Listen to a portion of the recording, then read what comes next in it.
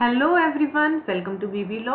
आज हम डिस्कस करेंगे recent judgment on section 313 of CrPC, that is power to examine the accused. So this judgment is very important. This is decided on 28th of May 2021. What is the name of the judgment is Satbir Singh versus State of Haryana. So this is a criminal appeal and the quorum is CJI, that is Chief Justice of India, NV Ramana and Justice Anuradha Bose. So first of all हमें इस judgement को समझने के लिए आपको ये पता होना चाहिए कि 313 क्या होता है, पावर टू एग्जामिन एक्यूज्ड क्यों दिया हुआ है आपको, what is the reason behind that. So 313 section हमें क्या कहता है, किसी भी इंक्वायरी के दौरान, ट्रायल के दौरान, ठीक है, एक्यूज्ड को भी पूरा मौका मिलना चाहिए एक्सप्लेन करने का सर्कमस्टांसिस कि कोई क्यों उसके अगेंस्ट एविडेंस दे रहा है. फॉर एग्जाम्पल, अगर प्रोसिक्यूशन ने, ठीक है, किसी पर्सन को, एक्स पर्सन को लाके खड़ा कर दिया और उसने आपके अगेंस्ट कोई बयान दिया है that you have committed this murder या फिर आई हैव सीन यू, ठीक है, मैंने आपके पास पिस्टल देखी है, तो कोर्ट आपसे पूछ सकती है कि ये पर्सन आपके अगेंस्ट क्यों ऐसी गवाही दे रहा है, क्यों ऐसा बयान दे रहा है आपके अगेंस्ट, ताकि आपको भी मौका मिल सके एक्सप्लेन करने का एक्यूज्ड को चीज़ें कि ऐसा क्यों हो रहा है. और ये कोर्ट कभी भी कर सकती है, किसी भी स्टेज पे उसको वार्न करने की ज़रूरत नहीं है एक्यूज्ड को. एंड ये ओथ पे नहीं दिया जाता है, इसलिए नहीं दिया जाता ताकि फियरलेस होके जो एक्यूज्ड है वो अपना बयान दे सके, वो डर के मारे ना दे सके. और अगर वो ऐसा कुछ नहीं करता है, अगर एक्यूज्ड कुछ नहीं बोलता है, तो इसके लिए वो लायबल नहीं है, इसके लिए उसको हेल्ड नहीं किया जा सकता है. सो एग्जामिनेशन बेसिकली इसलिए होता है, राइट टू फेयर ट्रायल के लिए हम इसे कह सकते हैं, इसलिए ये सेक्शन 313 प्रोवाइड किया गया है.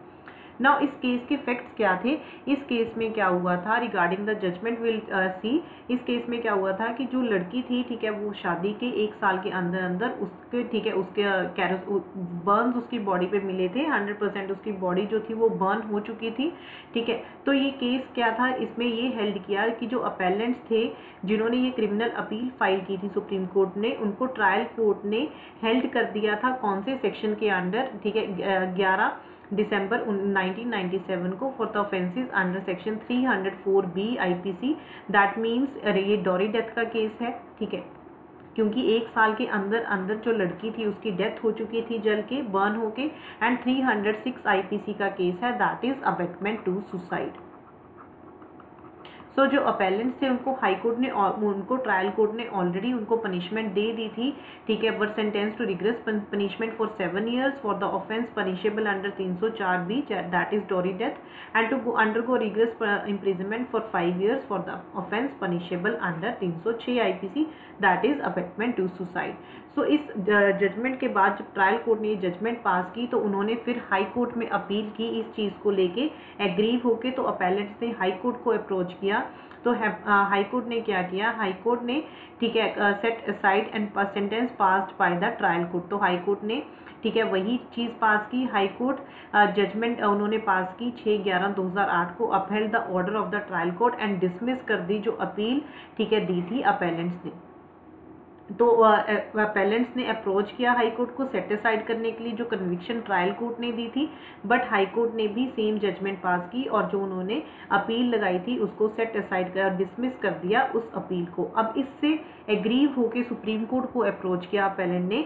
तो सुप्रीम कोर्ट ने क्या बोला, सुप्रीम कोर्ट ने इस केस में बोला कि जब वो, ठीक है, जब ये सब कुछ हो रहा था, जब जैसे ट्रायल कोर्ट ने, और उसमें 304B के केस था, तो 304B के केस में यूज़ किए हुए हैं जो वर्ड्स हैं, तो उसमें जो डेथ है वो एक्सीडेंटल भी हो सकती है, क्योंकि जब हम 304B पढ़ते हैं तो उसमें यूज़ किया हुआ है otherwise then under normal circumstances.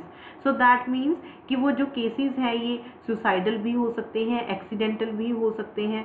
सो जो इस टाइप के केसेस होते हैं तो उनमें क्या करना चाहिए कोर्ट को, जो ट्रायल कोर्ट्स होती हैं उनको जो स्टेटमेंट एक्यूज्ड की रिकॉर्ड की जाती है ऐसे केसेस में अंडर सेक्शन 313 CRPC, वो ट्रायल कोर्ट्स बहुत कैजुअल वे में लेती हैं, कर्सरी मैनर में लेती हैं, without specifying questioning the accused as to his defence. वो क्वेश्चन नहीं करती हैं एक्यूज्ड को कि आपके अगेंस्ट ये बयान क्यों दिया है.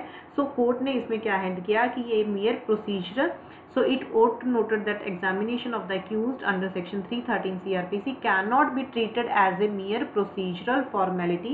आप इस एक ऐसे mere procedural formality नहीं ले सकते हो, as it is based on the fundamental principle of fairness. जैसे मैंने आपको अभी बताया, जो सेक्शन 313 है वो एक राइट ऑफ फेयर ट्रायल देता है एक्यूज को, कि उसको ये मौका देने का कि आपके अगेंस्ट ये क्यों बयान दे रहा है, आप पे ये क्यों एक्यूजेशंस लगा रहा है।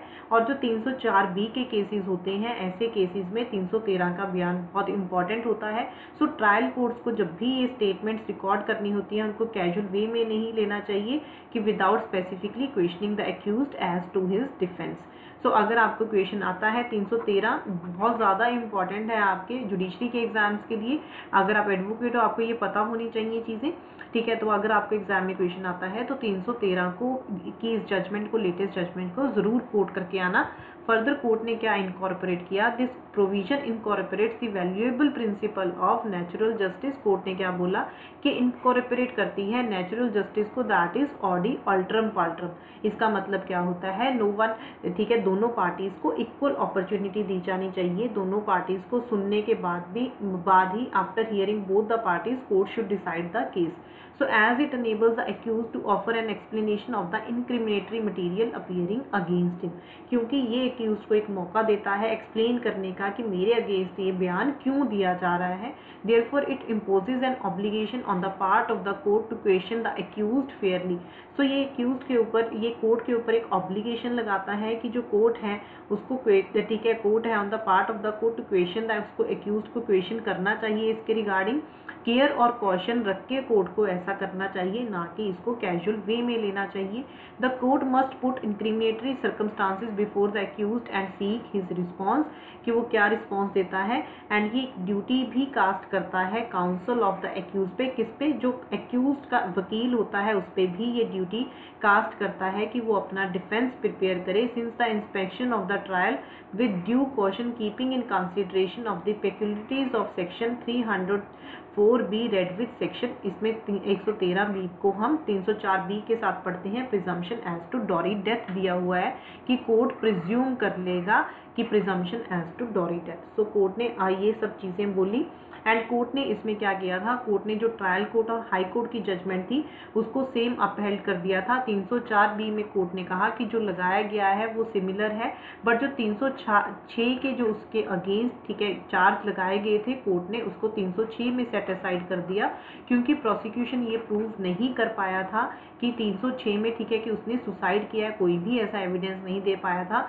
बट उसकी बॉडी पे बर्न्स थे और जो 304B के इंग्रेडिएंट्स थे, ठीक है, कि 1 साल के विदिन 7 ईयर्स उसने, ठीक है, डेथ होनी चाहिए, 1 साल के अंदर अंदर उसकी डेथ हो गई थी, शादी अभी हुई थी, और क्यूरियलिटी के, डॉरी के, ठीक है। तो कोर्ट ने प्रिज्यूम करके, ठीक है, सारे एविडेंसेस के बयान पे कोर्ट ने जो ट्रायल कोर्ट और हाई कोर्ट की जजमेंट दी थी उसके फेवर पे दिया, और 304B में उसको, ठीक है, अपहेल्ड कर दिया। बट 306 का जो उस पर चार्ज लगा था उसको सेट असाइड कर दिया। So this was the judgment कि 313 को आपने मियर प्रोसीजरल फॉर्मेलिटी नहीं लेना है कोर्ट्स ने। So it is based on the fundamental principle of fairness, very important section of CRPC। और कोर्ट ने इसमें 232 CRPC के बारे में भी प्रोवाइड किया। कोर्ट ने 232 CRPC के बारे में क्या कहा कि after the taking of the evidence for the prosecution, examining the accused and hearing the prosecution and the defence on the point, ठीक है, कि अगर एविडेंस लेने के बाद प्रोसिक्यूशन के, एग्जामिन करने के बाद एक्यूज्ड के, और प्रोसिक्यूशन को सुनने के बाद और डिफेंस को सुनने के बाद जज को ये लगता है कि कोई भी ऐसा एविडेंस नहीं है कि एक्यूज ने कोई क्राइम कमिट किया है, तो जज के पास कर सकता है order of acquittal. Such discretion must be utilised by the trial court as an obligation of best efforts. So ऐसी डिस्क्रिशन कोर्ट्स को यूज़ करनी चाहिए। अगर सब कुछ सुनने के बाद कोर्ट को ऐसा लगता है कोई भी ऐसा सबूत नहीं है एक्यूज्ड के खिलाफ, तो कोर्ट को एक्यूज्ड को बरी कर देना चाहिए।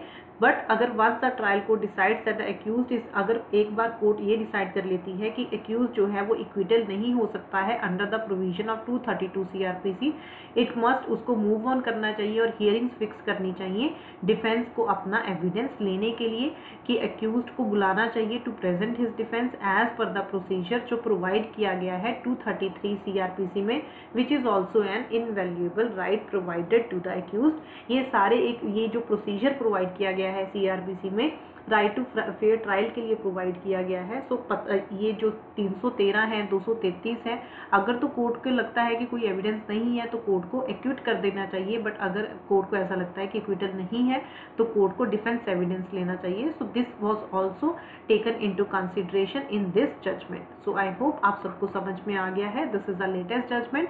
मुझे कमेंट बॉक्स में ज़रूर बताना अगर आपको वीडियो हेल्पफुल लगा। Thank you so much everyone. ठीक है, subscribe the channel and press the bell icon for notification. Share, like this video as much as you can. Bye bye, take care.